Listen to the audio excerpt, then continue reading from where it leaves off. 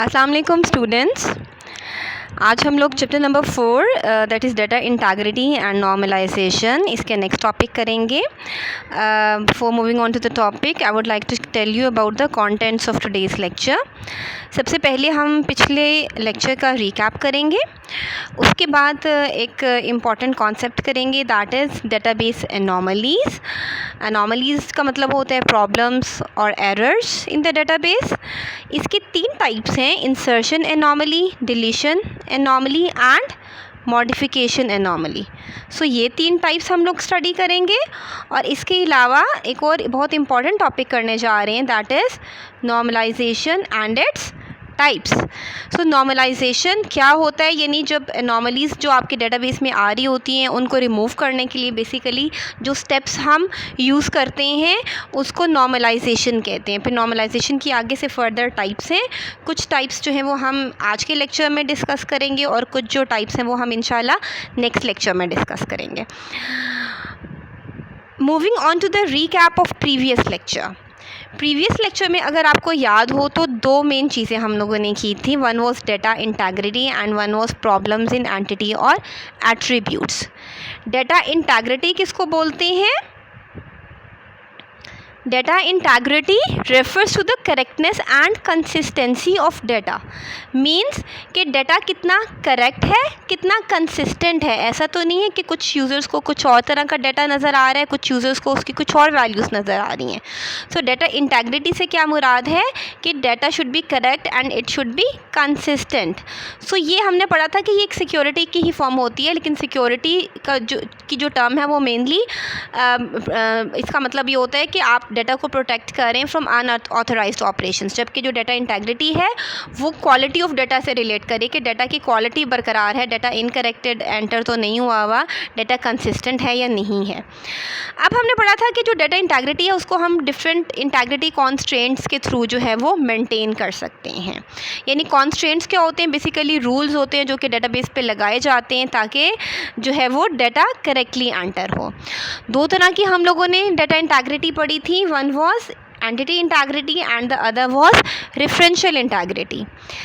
Entity integrity क्या है? ये एक कॉन्स्ट्रेंट लगता है टेबल पे, ठीक है, रिलेशन पे, उसकी प्राइमरी की पे कॉन्स्ट्रेंट लगता है कि प्राइमरी की किसी ने भी नल नहीं एंटर करनी है। मींस प्राइमरी की में कोई ना कोई वैल्यू एंटर होनी चाहिए। जैसे कि स्टूडेंट का टेबल है, उसमें रोल नंबर प्राइमरी की है, तो रिकॉर्ड्स एंटर करते हुए डेटाबेस इंश्योर करता है कि कोई प्राइमरी की वाली वैल्यू को खाली ना छोड़े। अगर एक स्टूडेंट का रिकॉर्ड एंटर कर रहा है तो उसमें उसका रोल नंबर ज़रूर एंटर करे। सो एंटिटी इंटीग्रिटी इसको कहते हैं, ठीक है। और रेफरेंशियल इंटीग्रिटी कैसे मेंटेन होती है? ये एक ऐसा कॉन्स्ट्रेंट जो रूल होता है जो कि टेबल की फ़ॉरन की वैल्यू पे लगाया जाता है। मींस इसके थ्रू ये इंश्योर किया जाता है कि जो फ़ॉरन की में वैल्यू एंटर हो रही है किसी टेबल की, दूसरे टेबल की जो प्राइमरी की है वो उससे मैच कर रही हो। जैसे स्टूडेंट के टेबल में रोल नंबर जो है as a primary key act कर रहा है और रिज़ल्ट के टेबल में वही roll number as a foreign key act कर रहा है। तो अगर आप रिज़ल्ट के टेबल में स्टूडेंट का रिज़ल्ट डाल रहे हैं, उसका रोल नंबर डाल रहे हैं, तो उसका जो रोल नंबर वही डालेंगे जो कि आपने पेरेंट टेबल यानी प्राइमरी की वाले टेबल में एंटर किया हुआ है। सो इसकी वजह से रेफरेंशियल इंटीग्रिटी की वजह से आपका जो डेटाबेस में रिकॉर्ड्स हैं वो कंसिस्टेंट रहते हैं। ये नहीं है कि आपने एक किसी रोल नंबर का एंटर करें रिज़ल्ट्स और वो वाला रोल नंबर एग्जिस्ट ही नहीं कर रहा कॉलेज में या स्कूल में, ठीक है। So referential integrity ensures that the tables remain consistent. फिर हम लोगों ने एक और जो है वो टॉपिक मेन पढ़ा था that was problems in entity attributes. यानी ये एक स्टेप हम नॉर्मलाइजेशन से पहले करते होते हैं। 4 मेन प्रॉब्लम्स हम लोगों ने पढ़े थे कि वो कौन कौन से थे। एक जो प्रॉब्लम था वो सिनोनिम्स का था। सिनोनिम्स का मतलब ये है कि आपने एक ही चीज़ के डिफरेंट टेबल में 2 डिफरेंट नाम रखती हैं तो आपको सेम रखने चाहिए। फिर दूसरा हमने प्रॉब्लम पढ़ा था होमोनिम का। होमोनिम का मतलब ये है कि चीज़ें 2 हैं, यानी इससे ऑपोजिट है सिनोनिम से। एट्रीब्यूट्स डिफरेंट है लेकिन नाम आपने दोनों टेबल में उनका सेम रख दिया है। फिर हमने एक और तीसरा प्रॉब्लम पढ़ा था दैट वाज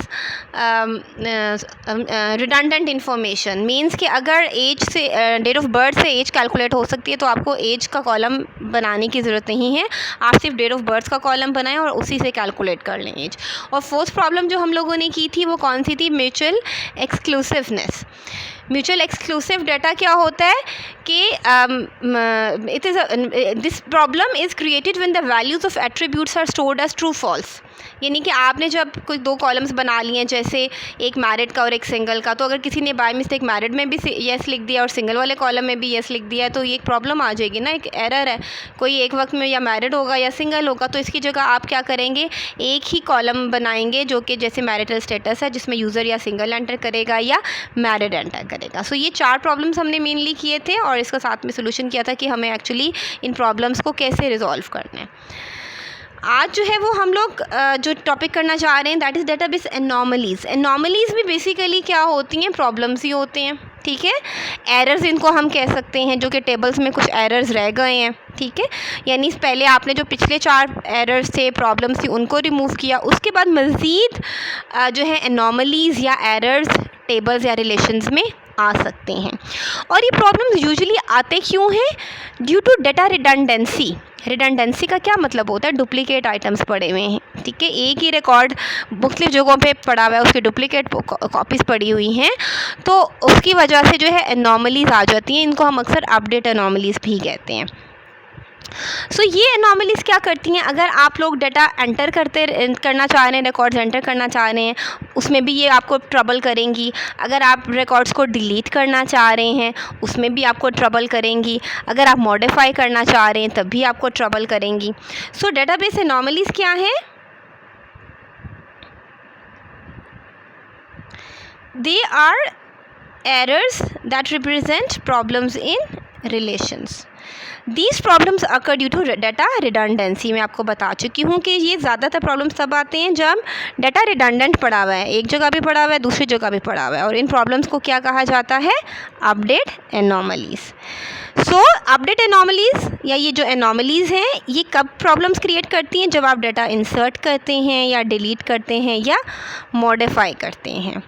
सो इसकी वजह से क्या हो सकता है, इन एनॉमलीज़, अगर ये एनॉमलीज़ या प्रॉब्लम्स आपके टेबल्स में मौजूद हैं, तो आपका इम्पॉर्टेंट डाटा लॉस्ट हो सकता है, ठीक है। Your important data can be lost. So आप लोगों को ये एनॉमलीज़ रिमूव करनी होती हैं, डिफरेंट ऐसे स्टेप्स करने होते हैं, ऑपरेशंस करने होते हैं, जिसकी वजह से जो है ये एनॉमलीज़ रिमूव हो जाए। You must remove this anomalies in order to perform different operations on the relations without any problems. 3 तरह की एनॉमलीज़ अब कौन कौन सी हैं, 1 is insertion anomaly, 1 is deletion and 1 is modification. Insert का क्या मतलब होता है, एंटर करना, रिकॉर्ड को एंटर करना, यानी रिकॉर्ड एंटर करते हुए ये प्रॉब्लम करेगा। डिलीशन यानी रिकॉर्ड डिलीट करते हुए प्रॉब्लम करेगा, और मॉडिफिकेशन यानी कोई चेंजेस करें रिकॉर्ड्स में, तो उस वक्त भी ये एनॉमलीज़ आपको डिस्टर्ब करेंगी। अब बारी बारी हम तीनों टाइप्स की एनॉमलीज़ पढ़ते हैं। फर्स्ट टाइप ऑफ एनॉमली कौन सी है, इंसर्शन एनॉमली। सो इंसर्शन, जैसे मैंने आपको बताया है, this problem occurs when new record is inserted into the relation. अब वो कैसे अकर होती है ये हम देखते हैं। अगर आप ये देखें, एक टेबल आपको नज़र आ रहा है, इसमें 4 एट्रीब्यूट्स हैं, 4 कॉलम्स हैं, एक रोल नंबर का है, नेम का है, ग्रुप का है और सब्जेक्ट का है। अब अगर डिज़ाइनर ने इस तरह का कोई टेबल बनाया है, ठीक है, डिज़ाइन किया है, और जिसमें ये 4 कॉलम्स हैं, रोल नंबर और सब्जेक्ट देखिए अंडरलाइन हुए हुए हैं, रोल नंबर भी अंडरलाइन है और सब्जेक्ट भी। ये अंडरलाइन का क्या मतलब होता है कि ये आइडेंटिफायर हैं, यानी ये प्राइमरी की हैं, दोनों मिलके कॉम्पोजिट, 2 कॉलम्स मिलके कॉम्पोजिट की बना रहे होते हैं, ठीक है, कॉम्पोजिट कीज़ हैं। इनके थ्रू आप रिकॉर्ड्स को रिट्रीव कर सकते हैं, यूनिक रिकॉर्ड्स को। अब ये हमारा टेबल ये शो कर रहा है कि रोल नंबर, नेम, ग्रुप और सब्जेक्ट 4 कॉलम्स हैं हमारे पास। ओके, सो अब क्या है, if a user wants to add a new record of a student in the student relation, ये इस रिलेशन या इस टेबल का क्या नाम है, स्टूडेंट, ठीक है, स्टूडेंट का टेबल है ना। अच्छा, अब उसने क्या करना है कि लेट्स सपोज एक न्यू स्टूडेंट आया है कॉलेज में, ठीक है, और उसमें आपने उसका नेम और रोल नंबर एंटर करना है। अब इसमें क्या है, क्योंकि इस वाले टेबल में उसका ग्रुप और सब्जेक्ट भी मेंशन्ड है। उसमें क्या करना होगा, उसके लिए मजबूरी हो जाएगी, और सब्जेक्ट स्पेशली अंडरलाइन हुआ हुआ है, प्राइमरी की से नहीं सेट हुई हुई है, ठीक है। अंडरलाइन, और जो अंडरलाइन या प्राइमरी के होते हैं उसको आप वैसे ही एम्प्टी नहीं छोड़ सकते हैं। अब प्रॉब्लम ये हो जाएगी कि जब वो सिर्फ रोल नंबर और नेम एंटर करना चाह रहा है, अभी तक उसके सब्जेक्ट्स डिसाइडेड नहीं है, तो उसको वो ये टेबल उसको डाटा एंटर ही नहीं करने देगा जब तक वो ग्रुप और सब्जेक्ट भी एंटर ना कर ले। उसको क्या करना पड़ेगा, उसका सब्जेक्ट हर सूरत में एंटर करना पड़ेगा। सब्जेक्ट अंडरलाइंड है ना, अंडरलाइन मींस कि वो प्राइमरी की है। प्राइमरी की का हमने पढ़ा था एंटिटी इंटेग्रिटी में कि primary key can not contain a null value, आप सब्जेक्ट वाले कॉलम को खाली नहीं छोड़ सकते। अब now the user wants to enter only roll number और नेम। एक क्लर्क है, लेट्स सपोज वो रिकॉर्ड ये फिल कर रहा है, उसने सिर्फ अभी स्टूडेंट एनरोल हुआ है, रोल नंबर और नेम ही उसने लिखना है, तो उसको मजबूरी होगी कि उसकी सब्जेक्ट भी एंटर करने पड़ेंगे, अदरवाइज़ वो रिकॉर्ड को डेटाबेस सॉफ्टवेयर उसको रिकॉर्ड एंटर करने नहीं देगा। So this is called as an insertion anomaly, यानी इंसर्ट, रिकॉर्ड इंसर्ट करने में एक प्रॉब्लम आ रहा है। दूसरी टाइप क्या है, डिलीशन एनॉमली। डिलीशन नाम से ही पता चल रहा है, it occurs when a record is deleted from the relation. Means अगर आप एक फैक्ट डिलीट करेंगे, कोई एक इन्फॉर्मेशन डिलीट करना चाहिए तो करना चाहेंगे तो अनकॉन्शियसली बाकी इन्फॉर्मेशन भी डिलीट हो जाएगी।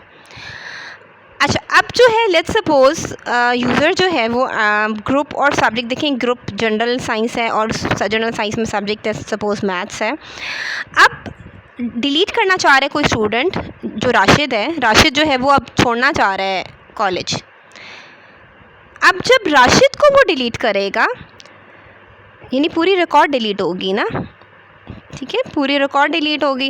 अब जब वो रिकॉर्ड राशिद का डिलीट करना चाहेगा, उसका रोल नंबर और नेम, तो जब ये पूरी रिकॉर्ड डिलीट करेगा तो दूसरी इन्फॉर्मेशन भी लूज़ हो जाएगी, जो कि है जनरल एंड मैथमेटिक्स। सो ये रिकॉर्ड डिलीट करने से हम तो चाह रहे हैं कि सब्जेक्ट्स की इन्फॉर्मेशन डिलीट मत हो, हमें पता हो कि ये वाला सब्जेक्ट इस ग्रुप में प्रेजेंट है, जनरल साइंस के ग्रुप में, लेकिन रोल नंबर 2 को डिलीट करने से क्या होगा, पूरी की पूरा रिकॉर्ड डिलीट होगा और ग्रुप और सब्जेक्ट्स भी डिलीट हो जाएंगे। तो ये प्रॉब्लम क्या है, यानी एक चीज़ आप फैक्ट डिलीट करना चाह रहे हैं, लेकिन उससे रिलेटेड बाकी फैक्ट्स भी आपके सॉफ्टवेयर से, आपके डेटाबेस सिस्टम से डिलीट हो रही हैं। So उसको unconsciously other facts are also deleted, although he only wants to delete his roll number and name. So ये प्रॉब्लम क्या है, इट्स द डिलीशन एनॉमली। इनको रिजॉल्व हम कैसे करते हैं ये हम आगे पढ़ेंगे, अभी मैं सिर्फ आपको प्रॉब्लम्स बता रही हूँ कि इंसर्शन एनॉमली क्या होती है, डिलीशन एनॉमली। यानी ये एक ऐसा टेबल है जो कि इतना अच्छा डिज़ाइन नहीं हुआ हुआ। असूली तौर पे अगर देखा जाए तो ये टेबल ब्रेक होकर 2 टेबल होने चाहिए थे, एक स्टूडेंट का और एक सब्जेक्ट्स का, लेकिन क्योंकि डिज़ाइनिंग अच्छी नहीं हुई, इसको कंबाइन करके एक ही टेबल बना दिया गया है, जिसकी वजह से 3 तरह की एनॉमलीज आएंगी, insertion anomaly, deletion anomaly and modification anomaly. और ये फिर एनॉमलीज रिमूव कैसे करेंगे ये हम इंशाल्लाह नॉर्मलाइजेशन में पढ़ेंगे। थर्ड टाइप की एनॉमली कौन सी है या प्रॉब्लम कौन सी है, एरर कौन सा है, इट्स दी मॉडिफिकेशन। मॉडिफाई का मतलब क्या होता है, चेंज करना ना, मॉडिफाई करना, चेंज करना। सो नाम से ही पता चल रहा है ये प्रॉब्लम तब अकर होगी जब कोई यूज़र रिकॉर्ड को रिकॉर्ड में से कोई इन्फॉर्मेशन चेंज करना चाह रहा है। So this anomaly occurs when a record is updated और मॉडिफाइड इन द रिलेशन। अब उसमें ये प्रॉब्लम क्या आएगी, अब लेट्स सपोज ताहिर अली ने अपना ग्रुप चेंज कर दिया, वो ICS नहीं रखना चाह रहा, वो क्या रखना चाह रहा है, कोई और ग्रुप रखना चाह रहा है, प्री मेडिकल रखना चाह रहा है। अब नुकसान क्या है, क्योंकि 3 जगह पे ताहिर अली लिखा हुआ है, 3 रिकॉर्ड्स में लिखा हुआ है ना, 3 Tahir Ali ICS physics, 3 Tahir Ali ICS mathematics, 3 Tahir Ali ICS computer. जब इसका उसने ग्रुप चेंज अगर करना होगा तो उसको ICS 3 जगहों पे मॉडिफाई करना पड़ेगा। हालांकि एक सॉफ्टवेयर में ऐसा होना नहीं चाहिए। एक सॉफ्टवेयर क्या है कि आपने ग्रुप अगर उसका रिमूव करना है या चेंज करना है तो बस एक जगह करें तो सारी जगहों पे चेंजेस हो जाने चाहिए, लेकिन यहाँ पे मॉडिफिकेशन की एनॉमली आ रही है, एक प्रॉब्लम आ रहा है और आपको तीनों जगहों पे ICS को चेंज करना पड़ेगा, अदरवाइज़ डाटा इनकन्सिस्टेंट हो जाएगा ना, कि एक जगह चेंज हुआ और दूसरी जगह ताहिर अली का कुछ और डाटा पड़ा हुआ है। इसी को इनकन्सिस्टेंसी कहते हैं कि डाटा हर जगह एक जैसा नहीं पड़ा हुआ। सो ऐसी एनॉमली, ऐसे प्रॉब्लम को क्या बोलते हैं, it's the modification anomaly. Next आप लोगों का जो टॉपिक है दैट इज़ नॉर्मलाइजेशन। अब ये नॉर्मलाइजेशन को अंडरस्टैंड करने के लिए एनॉमलीज़ पढ़ना बड़ा ज़रूरी था, क्योंकि एनॉमलीज़ को रिमूव करने को ही बेसिकली कहते हैं कि हम नॉर्मलाइज कर रहे हैं। यानी जो 2-3 तरह की एनॉमलीज़ आ रही थी, इनको रिमूव करने को हम कहते हैं it's the normalization. The process of converting complex data structures into simple and stable data structures is called normalization। यानी जब ये एनॉमलीज रिमूव करेंगे, ये जो टेबल्स पहले बनाए हुए थे जैसे एग्जांपल में, उनमें कुछ हम ऐसी चेंजेस लाएंगे कि वो इतने कॉम्प्लेक्स होने की बजाय सिंपल में चेंज हो जाएंगे। सिंपल से रिलेशन, सिंपल से टेबल्स बन जाएंगे, स्टेबल डाटा स्ट्रक्चर्स बन जाएंगे। So normalization it's a technique for reviewing the entity. हम जो पीछे टेबल बनाया था, एंटिटी का ही टेबल बनता है ना, उसको रिव्यू करेंगे, उसको गौर से देखेंगे कि कैसे हम टेबल को बनाएं या एंटिटीज़ में कैसे चेंजेस करें कि एट्रीब्यूट्स सही जगह पे स्टोर हों और उनमें एनॉमलीज ना आए। It is the basis for a relational database system. यानी रिलेशनल डेटाबेस सिस्टम किसको कहते हैं? ऐसा सॉफ्टवेयर जिसमें रिकॉर्ड टेबल की फॉर्म में जो है वो स्टोर हो रहा हो, तो हम रिलेशनल डेटाबेस सिस्टम ही बेसिकली पढ़ रहे हैं। तो रिलेशनल डेटाबेस सिस्टम में नॉर्मलाइजेशन की टेक्निक जो है वो मेन और इट्स वेरी इम्पॉर्टेंट। उसके बगैर आपका सॉफ्टवेयर सारा ख़राब हो जाएगा, उसमें बहुत ज़्यादा प्रॉब्लम्स आएंगे, बहुत ज़्यादा एनॉमलीज आएंगे। सो नॉर्मलाइजेशन एक तरह से मस्ट स्टेप है whenever we are making a relational database system. अब नॉर्मलाइजेशन के स्टेप्स कौन से हैं? इसके डिफरेंट स्टेप्स होते हैं। हमारी जो बुक में है वो 3 नॉर्मल फॉर्म तक है। एक first normal form, second normal form, 3 normal form. इसके अलावा भी होते हैं, 3.5 नॉर्मल फॉर्म होता है, 4th नॉर्मल फॉर्म होता है, 5th नॉर्मल फॉर्म होता है। लेकिन हमारी बुक में जो है वो सिर्फ फर्स्ट 3 नॉर्मल फॉर्म्स हैं और हम इन्हीं को स्टडी करेंगे। Normalization is often achieved in steps. Each step corresponds to a normal form। यानी ये हर स्टेप को क्या बोलते हैं? Normal form. कौन कौन से नॉर्मल फॉर्म्स हम पढ़ेंगे? फर्स्ट नॉर्मल फॉर्म है, सेकेंड नॉर्मल फॉर्म है और थर्ड नॉर्मल फॉर्म है। सो हर नॉर्मल फॉर्म में हम कुछ रूल्स अप्लाई करेंगे और उसके अकॉर्डिंगली हम टेबल में चेंजेस लेके आएंगे। अब हर नॉर्मल फॉर्म के कुछ रूल्स हैं।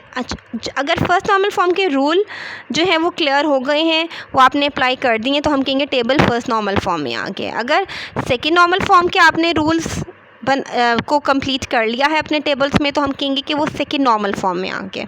अगर थर्ड नॉर्मल फॉर्म के रूल्स आपने कंप्लीट कर लिए हैं, उसके अकॉर्डिंगली टेबल बना लिया है, मॉडिफाई कर लिया है, तो हम कहेंगे वो टेबल हमारा थर्ड नॉर्मल फॉर्म में आ चुका है। इस आज के लेक्चर में मैं आप लोगों को जो डिटेल में पढ़ाऊँगी वो फर्स्ट नॉर्मल फॉर्म ही पढ़ाऊँगी। उसके बाद जो नेक्स्ट लेक्चर है उसमें इंशाल्लाह हम लोग सेकेंड नॉर्मल फॉर्म और थर्ड नॉर्मल फॉर्म करेंगे। फर्स्ट नॉर्मल फॉर्म और सेकेंड नॉर्मल और थर्ड नॉर्मल का थोड़ा सा मैं ओवरव्यू आपको दे दूँ। पहले फर्स्ट नॉर्मल फॉर्म क्या है? Any repeating group from the table is removed. Repeating group किसको कहते हैं? रिपीटिंग ग्रुप आपको बताती हूँ। रिपीटिंग ग्रुप ये होता है कि एक ही सेल में आपने ज़्यादा वैल्यूज़ एंटर कर दी हैं। जैसे एक स्टूडेंट है, उसके अगर स्किल्स ज़्यादा हैं, तो आपने क्या किया है कि एक ही सेल में उसके सारे स्किल्स डाल दिए हैं। जैसे यहाँ पे ये, अगर आप इस टेबल में देखें, ये फ़ोन का कॉलम अगर आप देखें पहले वाले लेफ़्ट साइड के टेबल में, ये क्या, ये रिपीटिंग ग्रुप है। एक ही सेल है, इसमें आपने 3 वैल्यूज़ एंटर कर दी हैं। सो this is the repeating group. यानी ये टेबल जो है हम कह सकते हैं फर्स्ट नॉर्मल फॉर्म में नहीं है। तो इन रिपीटिंग ग्रुप्स को रिमूव जब कर लेंगे तो हम कहेंगे कि टेबल फर्स्ट नॉर्मल फॉर्म में आ गया है।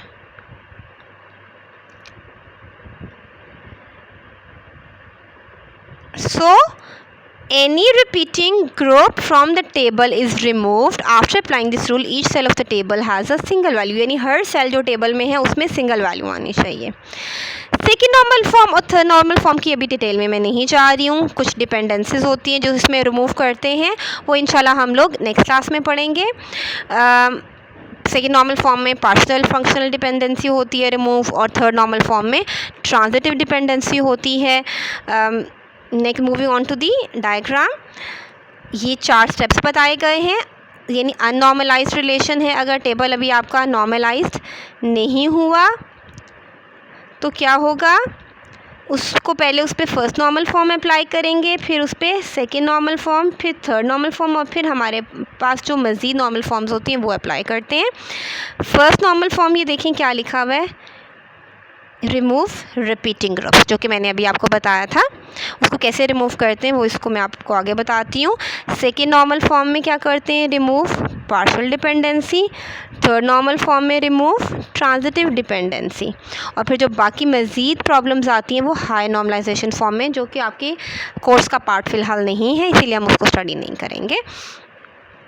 नेक्स्ट जो है आपकी फ़र्स्ट नॉर्मल फॉर्म की डिटेल आ जाती है, ऑल्दो आपको इसका थोड़ा बहुत आइडिया हो गया है। Let me go through it again. A relation is said to be in first normal form if and only if each attribute in each row of the relation contains only one value. यानी left side वाला अगर आप table देखें ये first normal form में नहीं है, क्योंकि हर सेल में तीन तीन वैल्यूज़ हैं, इधर 3 हैं, इधर 2 हैं, और रिपीटिंग ग्रुप्स कह रहे हैं। राइट वाला फर्स्ट नॉर्मल फॉर्म में आ गया है, क्योंकि इस टेबल को हमने चेंज कैसे कर लिया, ये देखें, जो पहला एक रो थी इसकी 3 रोज़ बना दिए हैं ताकि फ़ोन नंबर अलग-अलग सेल में स्टोर हो जाए। इसकी वजह से हमें लाहौर और शहबाज 3-3 दफ़ा लिखना पड़ रहा है, उसका रोल नंबर भी। लेकिन रिपीटिंग ग्रुप रिमूव हो गया। रिपीटिंग ग्रुप कहते हैं यही है कि एक सेल में एक ही वैल्यू आए, एक से ज़्यादा वैल्यू ना आए। सो लेफ़्ट वाला जो रिलेशन या टेबल है वो फर्स्ट नॉर्मल फॉर्म में नहीं था, लेकिन जो राइट वाला है वो फर्स्ट नॉर्मल फॉर्म में आ चुका है। So it means that the relation does not contain any repeating group or multi-valued attribute. Repeating group और multi-valued attribute एक ही होता है, यानी एक ऐसा attribute जिसमें multiple values आ रही हैं, ठीक है। सो मल्टी वैल्यूड एट्रीब्यूट या रिपीटिंग ग्रुप एट्रीब्यूट किसको कहते हैं, that can have more than one value, और इस चीज़ को रिमूव किया जाता है। जैसे एट्रीब्यूट फ़ोन है तो उसमें किसी के 2 फ़ोन नंबर किसी ने डाले हैं एक ही सेल में, तो हम कहेंगे कि मल्टी वैल्यूड एट्रीब्यूट है या रिपीटिंग ग्रुप एट्रीब्यूट है, this should be removed. So left table is not in first normal form, while right relation or right table is in first normal form. Why? Because repeating groups इसमें remove हो गए हैं। So that is all for today's lecture. First normal form हम लोग कर चुके हैं, इंशाल्लाह सेकेंड नॉर्मल फॉर्म और थर्ड नॉर्मल फॉर्म हम लोग अपने नेक्स्ट लेक्चर में करेंगे। Thank you so much. अल्लाह हाफ़िज़।